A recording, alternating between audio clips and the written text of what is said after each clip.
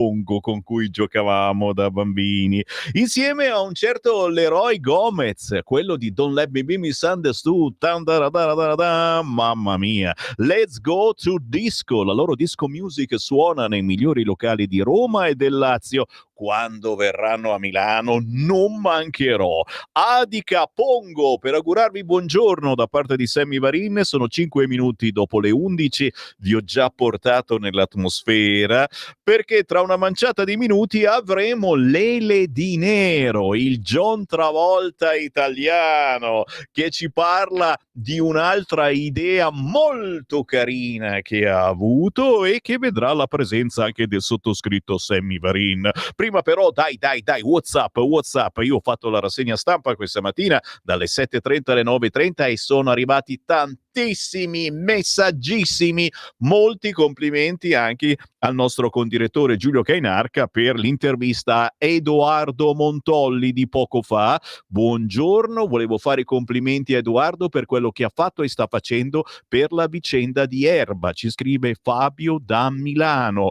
In attenta lettura, grazie Edoardo, scrive Walter, il caso Genchi, storia di un uomo in balia dello Stato, e la copertina proprio del libro di Edoardo Montolli. WhatsApp, tantissimi, dicevo, il numero lo dovete memorizzare sul vostro cellulare perché vi serve in qualunque momento del giorno o della notte per segnalare un vostro pensiero, che cosa accade a casa vostra. Il numero del WhatsApp per Radio Libertà è 340 6709 659 6709 659. Giovanni da Bergamo scrive: la NATO non è un organismo di difesa delle nazioni aderenti? Non mi sembra che la Russia abbia aggredito un paese NATO. Sparare missili sul suolo russo è un'aggressione o no? Mamma mia Giovanni, che paura, davvero, è una paura fondata. Forza Italia e PD, due facce della stessa medaglia. Invece che Radio Libertà chiamatela radio censura. Mamma mia, e cosa mai abbiamo censurato? Forse una telefonata troppo lunga, è probabile. E ancora WhatsApp 340 6709 659, il più veloce che me lo invia adesso glielo leggo, ma intanto ce n'è uno audio sul cursore, sentiamo che dice. Ciao Sammy, sono Alberto da Conlago, Monzardianza. Quella... In merito alle parole di Calderoli, lui non ha detto le opposizioni tacciano, punto. Ha detto che dopo che sistemeranno quello che diciamo è richiesto di sistemare dalla legge, le opposizioni debbono tacere. Ha un significato molto diverso che dire che le opposizioni tacciano, punto e basta. Ha detto queste parole qui, punto, per cui diciamo, la questione diciamo, è subito finita. È subito finita un cavolo, perché sono lì a guardare ogni virgola, ogni roba. Povero Calderoli, ma avanti con l'autonomia, ragazzi, mai come adesso. È importante. A proposito di autonomia, c'è una frase che ha scritto sui suoi social la grandissima Aurora Lussana, ex direttrice del quotidiano La Padania e di Telepadania. Me la sono scritta perché è bellissima. Definizione di autonomia: capacità di coordinare in modo diverso i territori che sono diversi, senza imporre a 20 regioni tutte diverse, vestiti tutti uguali. Capito mi hai?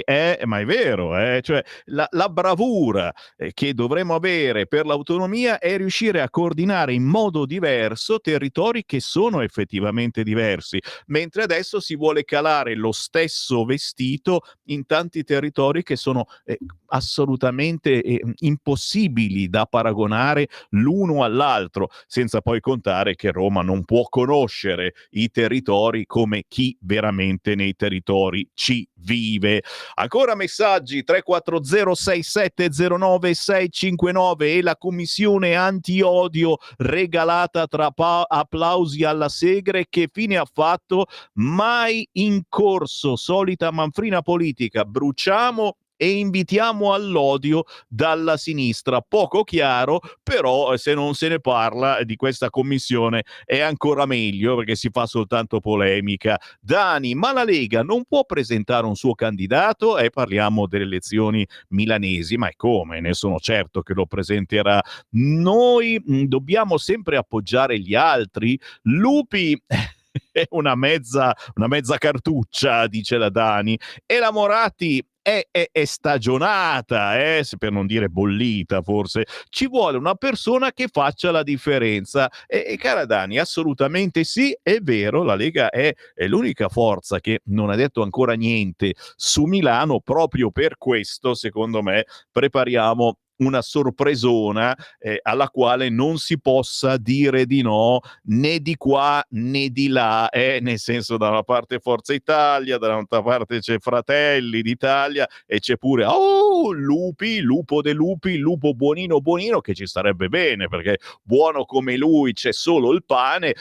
È chiaro che su Milano ci deve essere una persona di polso, bella tosta. Avete qualche idea? Scrivetemela per favore. 340 6709 659. Questo è il numero di WhatsApp che serve. 340 6709 659. Intanto vado avanti perché mamma mia, quanti messaggi che devo far fuori. Sammy, lo scadimento del rapporto malato-medico è peggiorato dopo il vergognoso esempio dai medici stessi al tempo Covid, altro che banane. Caro Mauro, è vero, anche la situazione Covid sicuramente, però loro facevano il loro dovere, tu dici, è come la storia di polizia, carabinieri, e insomma il loro lavoro è quello di tutelare l'ordine, il lavoro dei medici era quello di curarci. Che poi le cure non siano state appropriate, puntini, ma che facciamo? Li meniamo? Non è la soluzione migliore. Trasmissione, non sono Cruciani, ma ti ascolto sempre in macchina. Top trasmissione, scrive questo. Non sono Cruciani, ma ti ascolto sempre in macchina. Si spera, ma in Emilia l'apparato è troppo organizzato e supportato da giornali e TV. Vediamo di difendere il bastione umbro. Assolutamente sì, grazie dei complimenti, Carlo. E lo so, la mia è una rassegna stampa, quella dalle 7:30 alle 9:30. Va anche in replica un pezzettino, è il peggio o il meglio della rassegna stampa, va in replica questa sera dalle 20 alle 21. È quasi uno spettacolo, cioè cerchiamo di trattenervi sulle nostre frequenze con un po' di simpatia. Non sempre ci viene bene, però cerchiamo di mantenere alto l'umore in un momento come questo in cui stiamo per sparare sul territorio russo.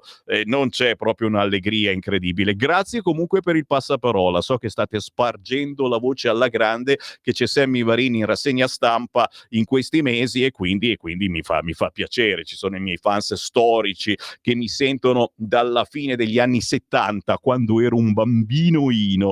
Buongiorno, a me se non concesso che in qualche zona dell'Emilia Romagna vinca il centrodestra, come dicevo io prima, ma alla fine la regione vada alle zecche rosse, mi spiega perché essere soddisfatti alla prossima alluvione si facciano trovare pronti imparando a nuotare. No, è vero, speriamo assolutamente di no. Non siamo per niente soddisfatti se si vince solo in certe zone dell'Emilia Romagna. A proposito, dopo le 15 ci sarà una diretta a Fiume perché si chiudono le urne in Emilia Romagna e in Umbria, e quindi cominciamo ad avere degli exit poll, delle cavolate che magari non saranno veritiere, ma cominciamo. Chiaro che finché non si cambia e non si vota completamente dalla parte opposta, il cambiamento non arriverà in Emilia Romagna. È chiaro che se vanno su ancora quelli, cosa vuoi che cambi? Speriamo. Io sono sempre ottimista e sono ottimista. Mi piacerebbe sapere se la Meloni, amica del cuore di Zelensky, è d'accordo con Biden per il lancio di missili su Mosca. Bella storia, sarà vero? Punto di domanda, ma ce lo dirà prima o poi. Mary Lombarda, dalla ex leonessa d'Italia Brescia ma anche Veneta, dalla famiglia, grazie Sammy, sì, la Mary ci invia le foto, i filmati di alcuni arabi che vivono nelle tendopoli, C'è una nostra conoscente che ha una nipote che sta aiutando questi profughi direttamente, senza intermediari. Se potete aiutarla a mandare gli aiuti a queste donne e bambini, certo, ma dove sono le tendopoli? Tanto per saperlo, no? Se potete parlarne con le nostre eurodeputate come la Sardone e la Mara Bizzotto, molto volentieri.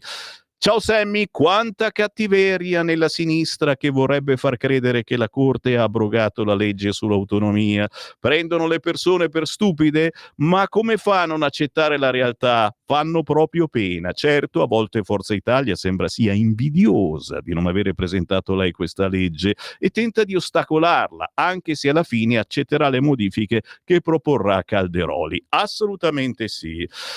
Il Pucci come sindaco di Milano, almeno i milanesi potranno ridere un po' dopo tante lacrime del Sala, è vero, si ride e si scherza, ma è proprio così. Sai cosa facciamo, Francesco? Mandiamo il Segui la Lega, così leggiamo qualche appuntamento da non scordare targato Lega e facciamo contenti i nostri ascoltatori celoduristi. Segui la Lega è una trasmissione realizzata in convenzione con la Lega per Salvini Premier. E allora ringrazio il capogruppo della Lega, lo abbiamo avuto ospite quest'oggi, Riccardo Molinari, perché appena appesa la cornetta mi ha subito inviato questo appuntamento che riguarda la sua Alessandria. Questo sabato 23 novembre gnam gnam, ore 20:30, cena tradizionale piemontese a San Michele in provincia di Alessandria presso il Circolo Acli, 25 euro, no post, sappiatelo, ma soprattutto il menù. Che cavolo. Vado? Antipasti, insalata russa con tonno, peperoni bagna cauda. Come mi manca la bagna cauda che si faceva a Collegno. Oh, amici di Collegno, rimettetevi insieme, fate la pace con la sezione di fianco e torniamo a mangiare bagna cauda. Magari fate l'amore. Frittatine miste di verdura, tomino con bagnetto verde, il bagnetto verde, il tomino splash, quadrotto di focaccia con salame crudo. Questi sono solo gli antipasti, sappiatelo. Primo, agnolotti al sugo d'arrosto. Secondo, vitello tonnato con patate al forno. Il dolce, crostata accompagnata con crema pasticcera. E vabbè ragazzi, acqua e vino, tutto quanto a soltanto 25 euro, cioè gli hanno strappato un prezzo pazzesco, dove alla seconda Lisondria Fest, la festa di Alessandria, questo sabato 23 novembre a San Michele, Alessandria, Circolo Acli, via Remotti 43. L'ingresso sarà libero, anche perché è una vera e propria festa della Lega, quindi ci sono i pezzi grossi della Lega, compreso Riccardo Molinari. È chiaro che se volete cenare bisogna prenotare, numero 347 9045 703, 347 9045 703 per prenotare questa cena che arriva proprio questo sabato con 25 euro, ragazzi miei, una mangiata di quelle tostissime.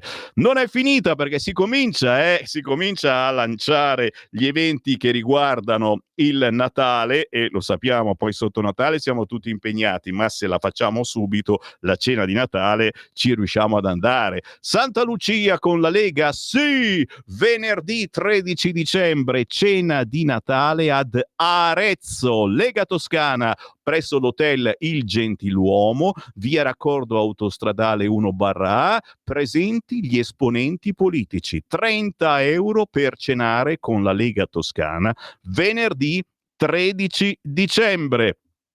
Tornando di nuovo a Torino, il pranzo di Natale della Lega Provinciale di Torino sarà domenica 15 dicembre, ore 13, a Settimo Torinese, presso il Seven Village, strada della Cebrosa 95. Domenica 15 dicembre, ore 13, pranzo di Natale della Lega Provincia di Torino. Saranno con noi sindaci, assessori, consiglieri comunali e circoscrizionali della provincia, i consiglieri regionali Fabrizio Ricca, capogruppo della Lega, Andrea Cerutti, presidente della Commissione Autonomia, l'onorevole Alessandro Benvenuto, questore della Camera, l'onorevole Elena Maccanti, segretario provinciale e deputato, e naturalmente il segretario regionale e capogruppo della Lega alla Camera, onorevole Riccardo Molinari. Appuntamento quindi in provincia di Torino, domenica 15 dicembre, ore 13, Settimo Torinese, si pranza al Seven Village, strada della Cebrosa 95. E certamente, signori, se avete segnalazioni che riguardano la Lega o il centrodestra, inviatemele qui al 340 6709 659, perché lo sapete, Sammy Varin ve le legge tutte quante. Tra gli appuntamenti da non scordare, sicuramente quello che riguarda la giornata di oggi è ufficiale: la legge sulla maternità surrogata è uscita in Gazzetta e ha un bel significato, soprattutto per quelli che il bambino se lo sono comprato in questi giorni, da oggi in poi, e qualche problemino se lo faranno, certo. L'autonomia è legittima, scrive il Libero, il referendum è morto, ma la sinistra esulta pure per questa sconfitta. Il ministro Calderoli: la Consulta ha sancito che l'autonomia è costituzionale, i rilievi mossi possono essere superati in Parlamento. Questo è il volantino che gira ancora su tutti i social e che riguarda oggi Calderoli. Lo abbiamo sentito e intervistato sulla carta stampata. La schiumaggine della sinistra, perché stiamo portando avanti una bellissima rivoluzione democratica. Noi le facciamo democraticamente le rivoluzioni e loro sono piuttosto incattiviti. Viva l'Umbria che sorride, che lavora e che non ha paura, si scrive sui social della Lega, e noi chiaramente non facciamo il tifo per la Lega, ci mancherebbe altro, però ricordiamolo che si va a votare fino alle 15 in Umbria e in Emilia Romagna, e in queste ore l'affluenza si sta alzando a dismisura. Speriamo davvero, speriamo. Sì. Questo si straccia le vesti perché a Collegno si mettevano le sardine nella bagna cauda, stracciamento di vesti, ma noi milanesi non ce ne fregava niente, si mangiava veramente bene. Ce n'erano due diverse di bagna cauda, la versione leggera e la versione originale, e devo dire, io quando poi tornavo a casa la notte, per 2 o 3 giorni i miei figli aprivano tutte le finestre della casa perché era impossibile avvicinarsi al papà Sammy. Ciao Sammy, dopo la pseudo-autonomia italica in salsa usonica, sentilo qua ragazzi miei, ora il Calderoli si arrabbia, poverino, perché gli hanno detto di renderla ancora più usonica e un po' meno autonoma. Se io fossi il Calderoli farei le modifiche per rendere tutte le regioni come la Trinacri a Sicilia, e poi vediamo se gli italiani pro stato fallimentare hanno ancora voglia di blaterare, sempre convinto che l'unica soluzione è superare l'italico e fallito Stato italico. Sapete, Luca è un nostalgico secessionista, visto che la secessione è purtroppo per qualcuno un'utopia, ci stiamo provando con qualcosa di molto più importante, l'autonomia, che se fatta bene, e i rilievi li stiamo assolutamente prendendo in considerazione, porterà del bene non soltanto al nord, ma a tutte le regioni, e questo è importantissimo. Chiaro che ci vogliono persone che abbiano coraggio? Coraggio? Basta dire coraggio? Sì, basta dire coraggio. Qui al nord ce ne sono che vogliano prendere in mano la situazione, che vogliano prendersi delle responsabilità. La speranza che questi ci siano anche al sud. Ancora segnalazioni, questa volta si va direttamente sul sito del Corriere della Sera, che sta mettendo in apertura proprio le elezioni regionali in Emilia-Romagna e in Umbria. L'affluenza resta bassa, si vota fino alle 15, i candidati ai temi caldi, la guida al voto, Contest-Line e quella cartolina un po' fredda in Umbria, incontrarsi e poi chissà, scrive sul Corriere Tommaso Labate. Il significato del voto in Emilia-Romagna e Umbria a livello nazionale per il governo, come si vota alle regionali 2024, come funziona e tutti gli errori da non fare. Sicuramente in Emilia-Romagna sarà più complicato perché c'è il voto disgiunto e quindi la possibilità di votare da una parte per il capo della regione e dall'altra parte anche per un partito che ti stia particolarmente simpatico.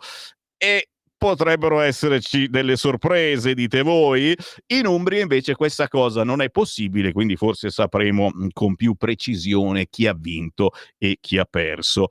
La tragedia avvenuta ad Alessano, in provincia di Lecce, inala gas esilarante da un palloncino, sentite qua, 26enne muore durante la festa del suo compleanno. Si usa ancora sta roba. Il giovane stava brindando in strada insieme ai suoi amici. Tra i ragazzi della comitiva giravano i balloons, palloncini pieni di ossido di azoto che provocano euforia. E questo è morto.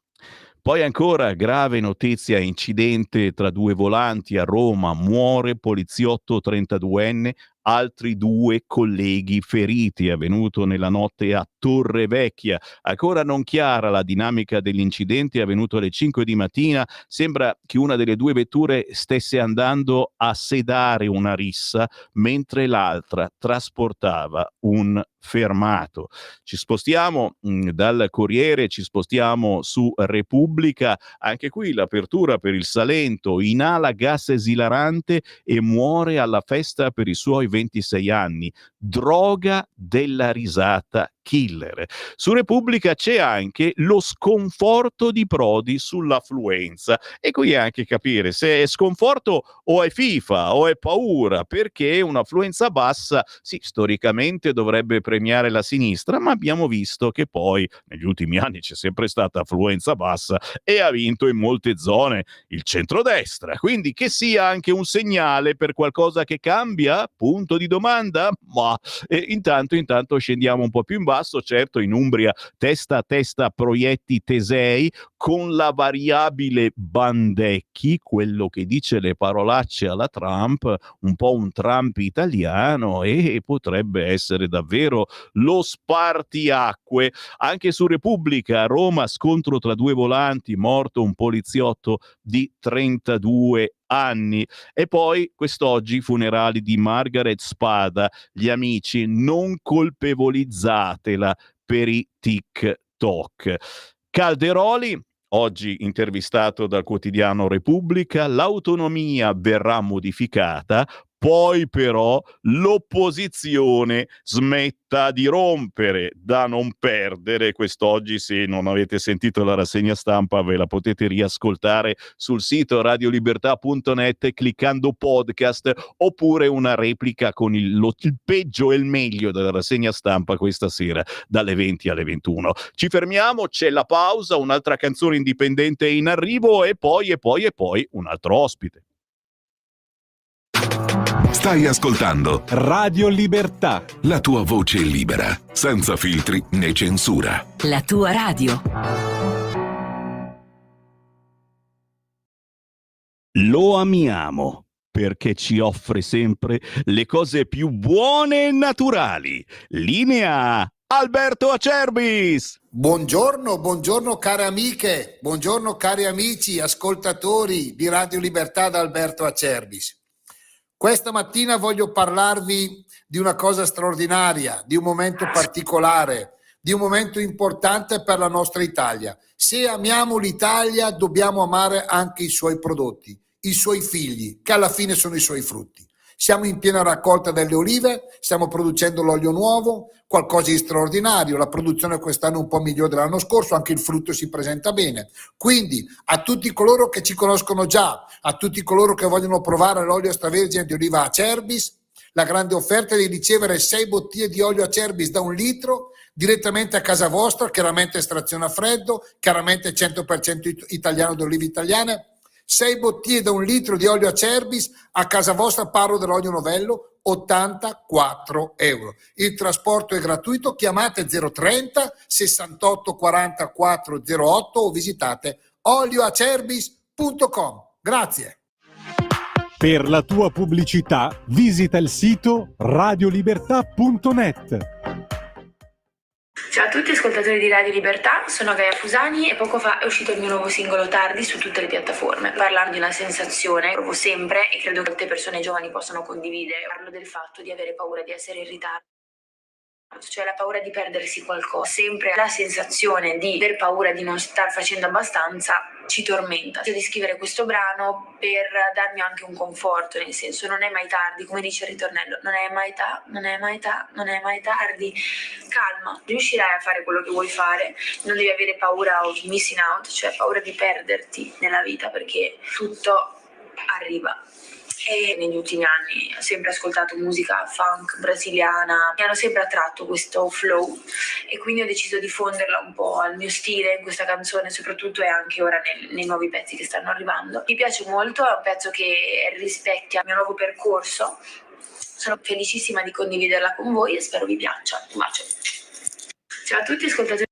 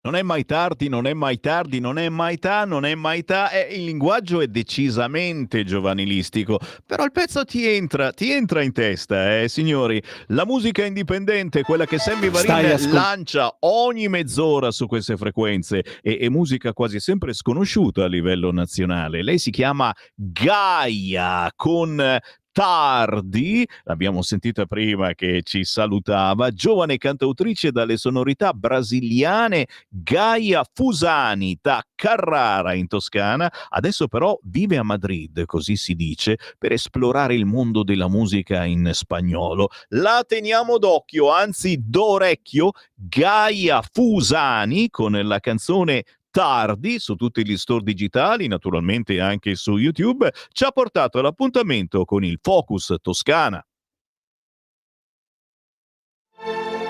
Va ora in onda Focus Toscana.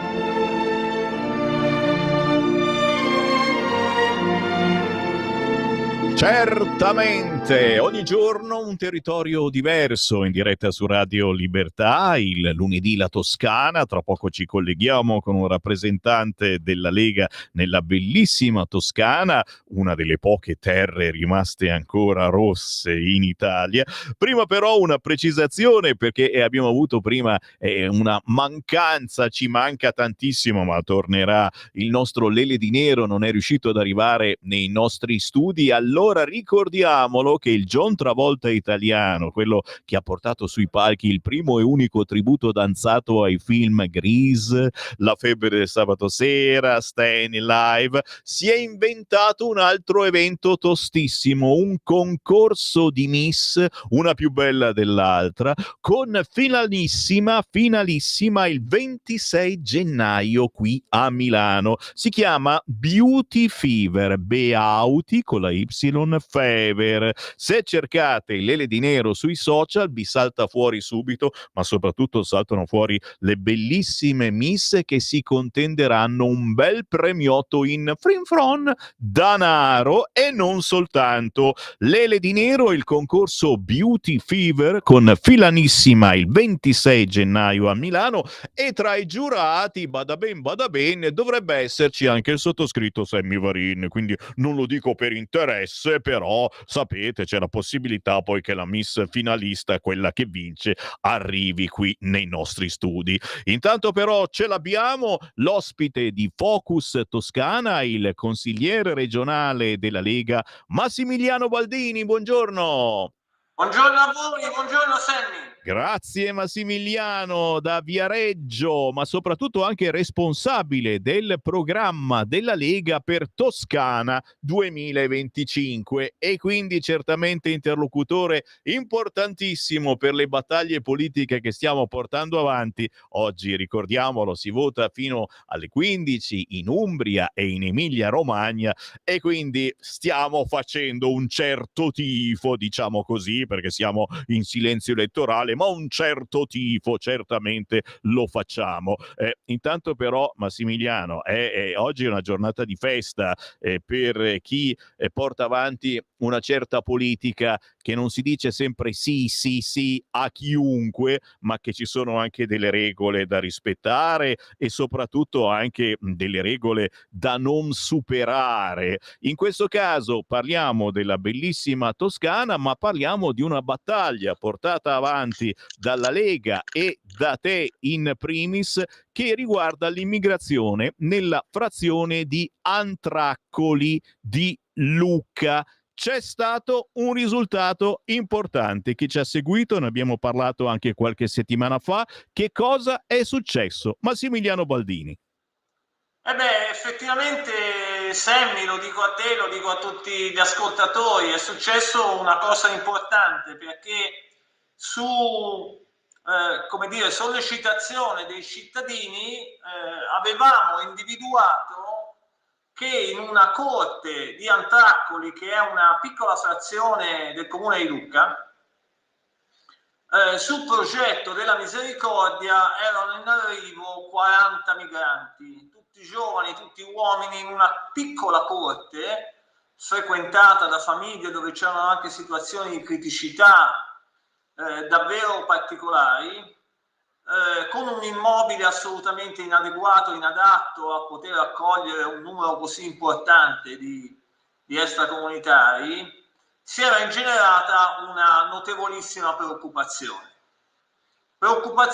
che era stata esternata anche da parte dell'amministrazione comunale, perché governa il centrodestra a Lucca, ma che in particolare il sottoscritto, insieme un po' a tutto il partito della Lega, perché sono stato aiutato da Susanna Ceccardi, sono stato aiutato dai nostri parlamentari, dai nostri riferimenti in Consiglio Comunale a Lucca, in Giunta, abbiamo fatto presente che la Lega non intendeva assolutamente arretrare di 1 centimetro sul fatto che arrivassero 40 migranti in un quartiere già notevolmente afflitto da tante problematiche.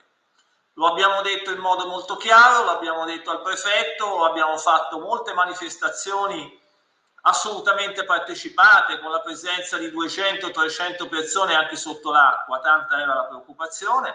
L'abbiamo fatta presente ai nostri riferimenti al governo, devo ringraziare con l'occasione Nicola Molteni, il nostro sottosegretario all'interno. Ebbene, dopo un mesetto di presenza molto forte della Lega, quel progetto non andrà avanti e i migranti ad Antracoli non arriveranno, con notevole soddisfazione della popolazione, dei residenti della Corte, ma anche di tanti cittadini, perché quella frazione è a confine fra il comune di Lucca e il comune di Capannari.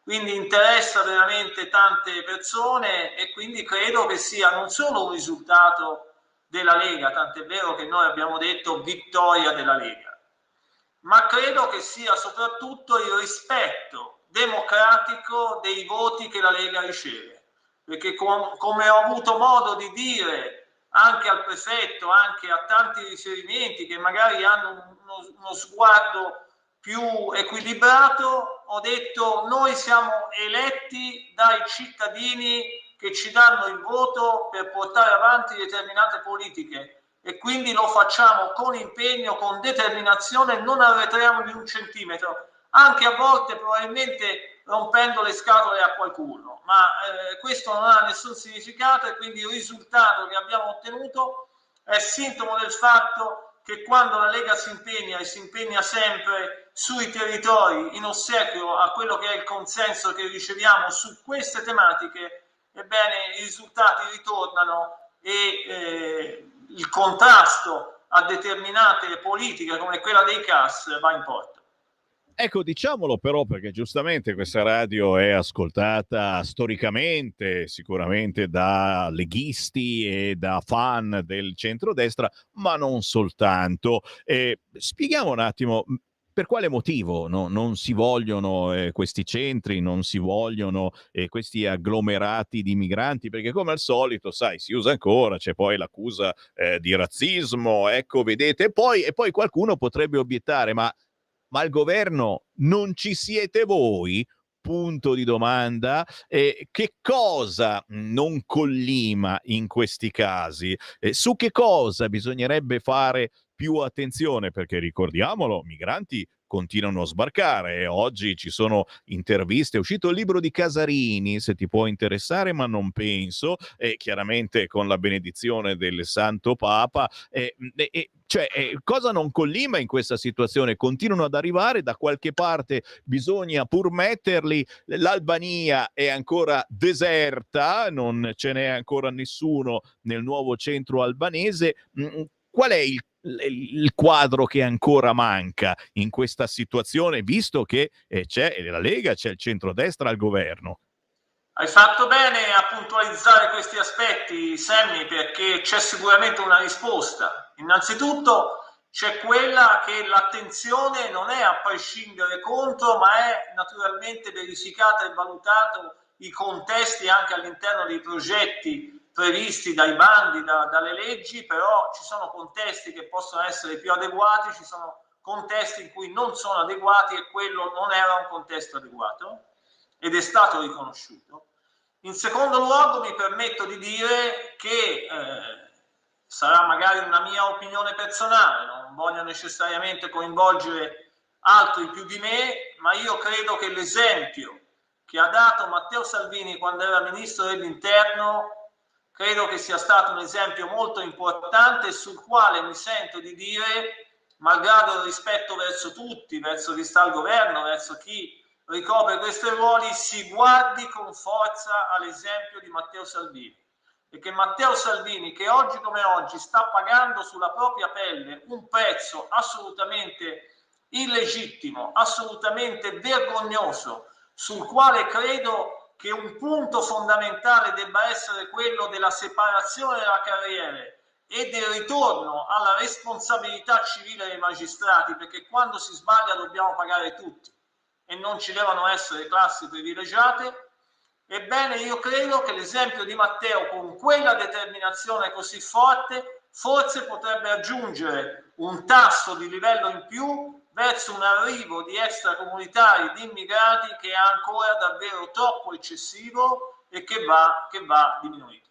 E naturalmente aspettiamo sempre che la Corte europea ci faccia sapere qualche cosa, perché pendiamo purtroppo, da un tempo si diceva da Roma e adesso ancora di più pendiamo dalle labbra europee. Ma torniamo alla Toscana, altra segnalazione che riguarda il territorio: dopodomani, mercoledì 20 novembre, a Lucca ci sarà un dibattito aperto alla città sul futuro dell'acqua pubblica. Che cosa succede, Massimiliano? Questo è un altro tema territoriale che ci sta impegnando da almeno un anno a questa parte, se non di più, perché la Lega, che è da sempre forza politica vicina ai territori, vicino al popolo, vicino ai cittadini, innanzitutto è rispettosa dei referendum, e c'è stato un referendum importante che ha detto che l'acqua deve rimanere pubblica, e quindi la Lega ha preso una posizione, anche differenziandosi da alcuni alleati, per cui quel soggetto che si pensa di costruire, in parte si è costruito, che è la multi-utility, sia, come dire, in qualche modo sì, realizzato, ma senza l'acqua all'interno, in modo da permettere che l'acqua, che non è una merce, che non deve essere trattata come una merce, possa trovare una organizzazione differente. Lo abbiamo detto a più riprese, abbiamo presentato progetti di legge in regione che sono all'attenzione del Consiglio regionale e degli organi del Consiglio regionale. Ne discuteremo anche in quel convegno, perché il tema dell'acqua è un tema molto trasversale, tant'è vero che quel convegno è organizzato dalla sinistra, e dico la verità, mi fa piacere di essere l'unico esponente del centrodestra invitato, perché su determinati temi non conta il colore politico, conta il sentire dei cittadini, e l'acqua sicuramente è un tema da questo punto di vista centrale, ma lo è ancora di più a Lucca, perché a Lucca abbiamo un gioiello di gestione che è GEAL. Purtroppo siamo vicini alla scadenza delle concessioni e la Lega ha presentato un progetto di legge per il rinvio della scadenza delle concessioni, in modo da salvaguardare i nostri gioielli e da vedere come realizzare al meglio il sistema di organizzazione idrica della regione, al quale si aggiunge uno studio che noi abbiamo individuato proprio all'interno di IT, che è l'organismo di controllo toscano dell'autorità idrica sostanzialmente, in virtù del quale sono proprio i cosiddetti subambiti ottimali limitati alla provincia, a 150.000 utenze, a 450.000 cittadini, quelli che permettono di avere costi minori e di avere un efficientamento di questi organismi ottimale.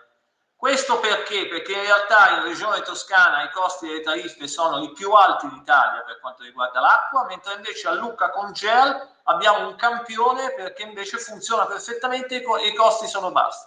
Ecco, anche questa è una battaglia della Lega, è una battaglia che facciamo sui territori. Vogliamo il ritorno alla gestione del sistema idrico attraverso comprensori che non vadano al di là delle province, perché abbiamo i numeri e perché vogliamo che i territori contino e non ci siano carrozzoni come la multi-utility, dove in realtà viene accentrato a livello fiorentino, a livello dirigistico, e poi dopo le realtà territoriali più piccole e meno forti ci rimettono. Capito, cari ascoltatori della zona, e queste poi sono piccole lezioni che riguardano non soltanto la Toscana, ma tutta l'Italia collegata con noi per sentir parlare di buona, speriamo certamente politica. A proposito di Toscana, ma di Italia, si chiudono le urne quest'oggi alle ore 15 per il voto in Umbria ed Emilia-Romagna. Naturalmente c'è silenzio elettorale, non possiamo tifare Lega come facciamo di solito, però Massimiliano Baldini è anche il responsabile del programma della Lega per Toscana 2025, quindi personaggio da seguire in modo particolare, ma anche da contattare in modo particolare, lo dico chiaramente per chi vuole un cambiamento in Regione Toscana per il futuro, e quindi le occasioni per incontrare Massimiliano Baldini, per seguire, dicevo, Baldini sui social e per lanciare le idee che normalmente sono sempre le migliori da parte di chi vive quotidianamente il territorio con le sue problematiche. Immagino poi, Baldini, che nelle prossime settimane, stiamo parlando già del Piemonte, si comincia con i pranzi, con le cene. Le scuse ufficiali sono, chiaro, per farsi gli auguri di Natale, ma poi si parla di politica, saltano fuori sul tavolo tante belle idee. Baldini, è veramente un momento storico perché le cose stanno andando bene, il centrodestra a pioggia sta un po' vincendo in ogni parte d'Italia, chiaramente facciamo così con le dita per le prossime ore, e ora c'è la Toscana e seriamente, visto che gran parte delle province della Toscana sono passate al centrodestra, si parla anche di una rivoluzione in regione. Massimiliano. È assolutamente così. Innanzitutto hai detto bene nel sollecitare chiunque avesse idee, proposte da mettere a disposizione della Lega, del sottoscritto, perché le migliori idee sono quelle di chi vive sui territori, di chi vive i problemi costanti, quotidiani, sulle questioni che riguardano anche la regione Toscana, ovviamente. E quindi assolutamente siamo a disposizione attraverso tutti i nostri contatti, attraverso tutti i nostri canali per ricevere queste sollecitazioni. E in regione Toscana aspettiamo davvero il 2025 come un anno che possa finalmente cambiare anche il segno politico in questa regione, dove governa la sinistra, il Partito Democratico da quando è stata costituita, cioè ormai da più di 50 anni, e ci sono serie possibilità che possa andare in questa direzione. I segnali li abbiamo visti nei capoluoghi, perché governiamo ben 7 capoluoghi su 10 in Toscana, perché tante comunità sono stanche di un certo centralismo, di un certo dirigismo, di politiche davvero deficitarie della regione Toscana. Faccio un esempio: la sanità per tutti. Sapete quanto incide sul bilancio regionale la sanità, più dell'80%. Ebbene, i pronti soccorsi non funzionano, tanti professionisti se ne vanno, tante situazioni non riescono a dare risposte per quanto riguarda gli appuntamenti, per quanto riguarda le visite, e non lo diciamo solo noi della Lega, lo dicano anche i sindacati dei medici, lo dicano i sindacati degli infermieri, lo dicano i sindacati delle OSS. Insomma, una situazione davvero difficile, tant'è vero che l'anno scorso fu determinata dalla regione Toscana l'addizionale IRPEF, quindi si mise le mani in tasca ai toscani per cercare di pareggiare una situazione che la stessa Corte dei Conti nel giudizio di parifica ha evidenziato tanto negativa per la regione Toscana sulla sanità. Non è l'unico tema, c'è il tema delle infrastrutture, c'è il tema dei collegamenti con i treni, c'è il tema degli aeroporti, la Tirrenica per quanto riguarda il collegamento sulla Toscana della Costa. Ci sono i temi ovviamente dello sviluppo culturale, dello sviluppo turistico, sul quale chiaramente tante società partecipate regionali in realtà non riescano a dare risposte, limitandosi molto spesso al capoluogo regionale. Ci sono poi altre situazioni che magari non sono di diretta gestione di tematiche regionali, ma che chiaramente riguardano i cittadini. Penso alla sicurezza nelle grandi città. La sicurezza è un tema che il cittadino coglie subito e sul quale c'è bisogno che cambi il segno politico, perché dove cambia il segno politico l'approccio a tematiche di questo tipo cambia radicalmente. Penso solamente, per fare un esempio, poi vi ridò la parola, penso al fatto che la Toscana è una delle poche regioni che non ha i CPR, che non ha ancora i centri di accoglienza per il rimpatrio, e questo la dice lunga su quello che è l'approccio della regione rossa per eccellenza. Ragazzi, questo è pesante perché vuol dire che i clandestini sono in giro, ce li avete sotto casa, cari toscani, e questa è una cosa terribile, altro che insicurezza percepita, come qualcuno ancora si ostina a raccontare. Signori, siamo in chiusura, avete capito, quindi Massimiliano Baldini è da seguire sui social e da seguire quando ci sono questi importanti incontri targati Lega, centrodestra, ma non soltanto, proprio per portargli quelle che sono le idee per un cambio nella gestione della regione toscana. Per il momento ci accontentiamo di vincere, chissà, nelle regioni che voteranno quest'oggi. Io non posso che ringraziare il consigliere regionale della Lega in Toscana, Massimiliano Baldini. Buon lavoro e alla Grazie a prossima. voi, grazie a te Sammy, grazie a tutti. Un grazie a te e un grazie a voi, cari amici. Siamo subissati ancora di WhatsApp. Vi ricordo che si ricomincia con la diretta subito dopo le ore 15, quando si chiudono i seggi, non si può più entrare in cabina elettorale per votare in Umbria e in Toscana. Si aprono le telefonate in diretta su Radio Libertà con i nostri direttori, con importanti ospiti, ma soprattutto cercheremo di capire dove sta andando la regione Umbria e la regione Emilia-Romagna. Grazie a Francesco in regia, grazie a tutti voi. Io torno domattina alle 7:30.